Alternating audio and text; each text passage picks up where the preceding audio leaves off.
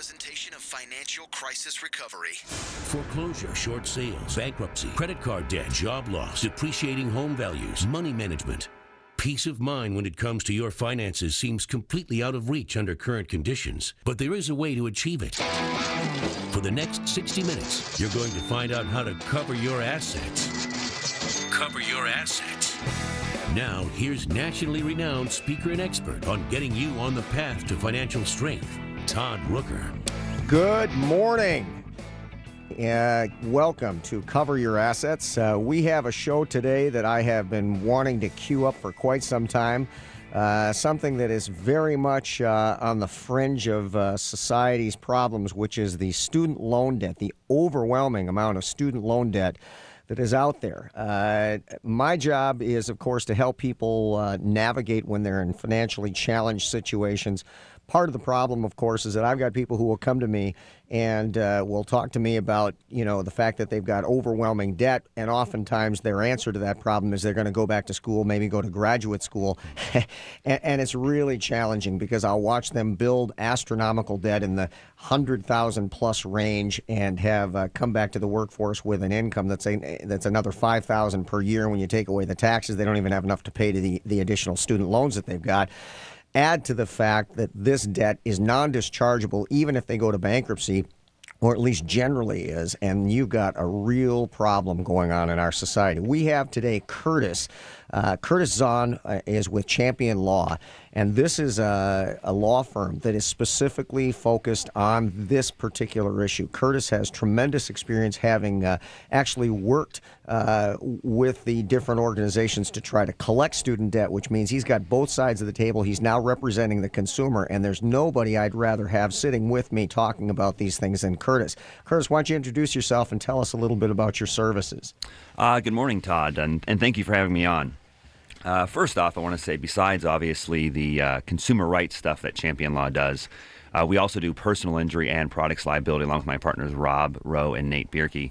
So we kind of protect the consumer in all aspects of their life. With regard to student loans, what I'm really dealing with is stopping abusive, deceptive, or unfair debt collection and kind of other aspects related to protecting a consumer's rights. Well, we want to encourage everybody to call in. All our listeners, feel free to call in to get your questions answered here by Curtis Zahn. The phone number to call in is 651-646-8255. When I went to college, I got out of college, bought a home, lived in that home, and the interesting thing is, of course, as even today, the cost of renting and the cost of purchasing a home wasn't too dissimilar. After 5 years in an appreciating housing market, I simply refinanced my home, used that money to pay off my student loans, and in point of fact, no additional money actually had to come out of my pocket to pay off my student loans. Of course, today, young people don't have that opportunity. So you've got a lot of people who are stuck with this student loan debt. And of course, Curtis, I was, you and I were talking before the show about this escalating cost of getting an education today. And why don't you expand on that just a little bit so people have a sense of how much money we're really talking about here? Yeah, definitely, Todd. I was, in preparation for this show, I was kind of trying to find some fun facts for your listening audience.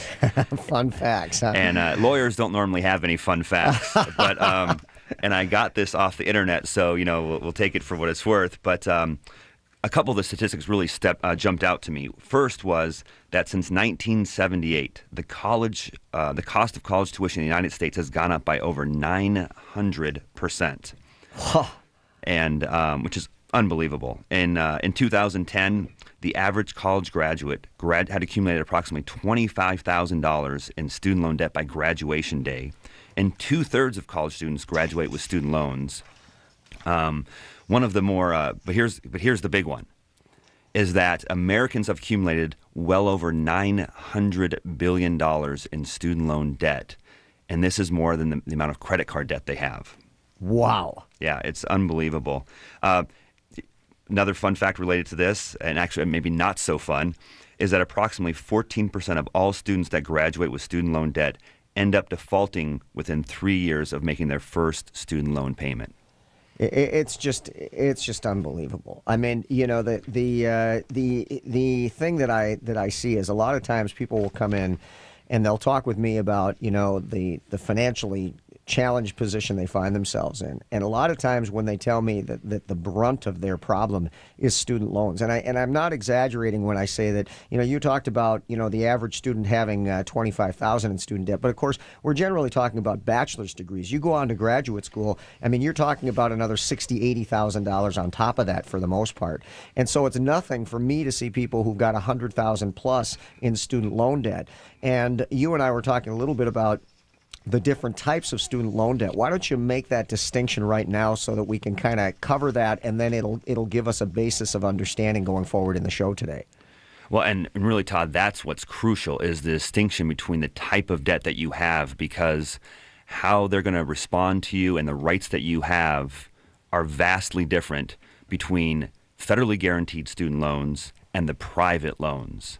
And one of the things that you're listening on has to know, when anyone who has student loans has to understand what they have, because most of the time they have both.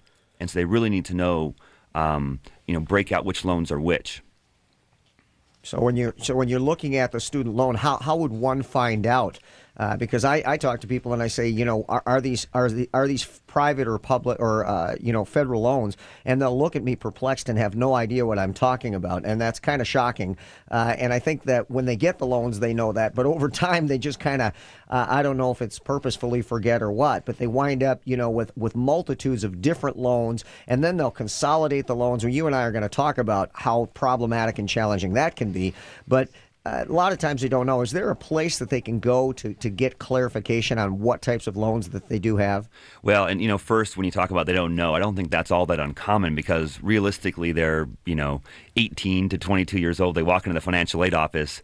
They are told to sign a bunch of papers. They sign a bunch of papers and get their check a few weeks later to spend it on whatever they want, and they forget about it until they actually go out into the real world. But the key, though, is once you go out into the real world, you got to figure that out. And frankly, I didn't know it when I was done with all of my education. I'm like, what loans do I have? But the place to find all of your federally guaranteed student loans, there's a national database called the National Student Loan Database System.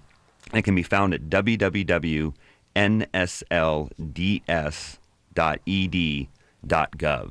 And at that website, it's going to be a listing of all of your federally guaranteed student loans, who holds them, what their status is.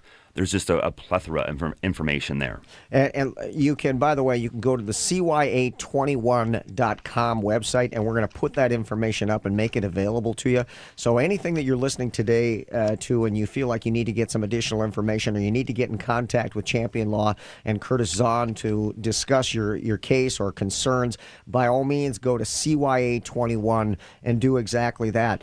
The other thing that, as you're describing this, is the parents who are often co-signers on these debts, and they don't know any of this either. And of course, by being co-signers, they're guarantors on that debt, which means that when things go bad, the parents are also now guaranteed on that debt. If that kid misses a payment and that begins to report to the credit reporting agencies, now the parent is on the hook. Their credit has been decimated. Now the parent is no longer in a strong position to even be able to step in and help the kids, and so they're as much at risk as the kids oftentimes. Well, and it really depends, again, on your private versus federally guaranteed student loans, and that's a common misconception, too, is people come in and say, I co-sign for these loans for my kids, when in fact, if they got what's called a PLUS loan, that means a parent loan for undergraduate students, it actually is their loan. Right. It's not their child's, and they're primarily obligated, and a lot of them don't understand that. That's so funny, because that's the same stuff that I hear. They'll say, well, I co-signed, and I say, no, you are the borrower. And that's a shock for a lot of them. Right. So, when we talk about, the debt obligation, obviously part of my job is to help a person manage their money. So if there are not violations, they legitimately can pay the debt, to help them manage that money that comes in on a daily basis, to be able to accelerate and pay down the debt. So at some point, the clouds will lift and they'll actually have the student loans being paid off. But for a lot of people, when you look at their finances, especially out of college with our college students who now in this job environment competing with people who maybe have 20 years of experience in the field that they've just graduated college from, it's a really, really tough situation to go out and get a job that is meaningful enough in terms of what it credit pays that individual, and they can realistically pay those loans off in any short or measurable period of time, say 5 years or something like that. So when that happens, those people begin to default on those loans, and that's where the deceptive, practices begin, where you've got collection agencies who are trying to collect this debt. And, my experience in collections is that if you were to stick a recorder on most of the collections that go on when they're calling people, it's almost without exception you've got violations being committed constantly. The problem is people don't know their rights, and that's where you come in, right, Curtis? Oh, absolutely. And I think even stepping back a bit, if you don't mind, before they default, I think the key is you talk about people who are having these problems with their student loans and paying them back. There are a ton of options who are struggling. For students who are struggling financially paying back their student loans. There are income-based repayment plans, income contingent repayment plans, deferments, forbearances. There is a lot of things that federally student loans offer to help you from defaulting, and that's really the purpose of them. I mean, forbearances are meant to help a borrower not default, and that's why it's really important to know whether you have a federally guaranteed student loan or a private loan, because if you have a private loan, you don't get any of those things. And so there's a lot of options out there. But you got to be able to utilize them. Right. Because if you don't utilize them, you're gonna default, and that's where you definitely don't want to be when it comes to student loans. So in other words, what you're really talking about is a payment plan that is not necessarily formulated around the amount of debt, but rather around your capacity to repay it. Precisely. And that really is the key, and it caps the amount that your payment will be based on your income and your family size. So it's meant to really help those folks who maybe are in lower paying jobs and struggling to pay all of their bills. And the beauty of a lot of these plans too is that you pay that over the life of the loan, let's say 25 years, because it goes that far.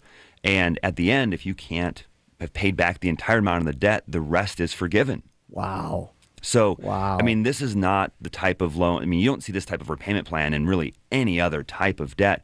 And a lot of people don't know about it.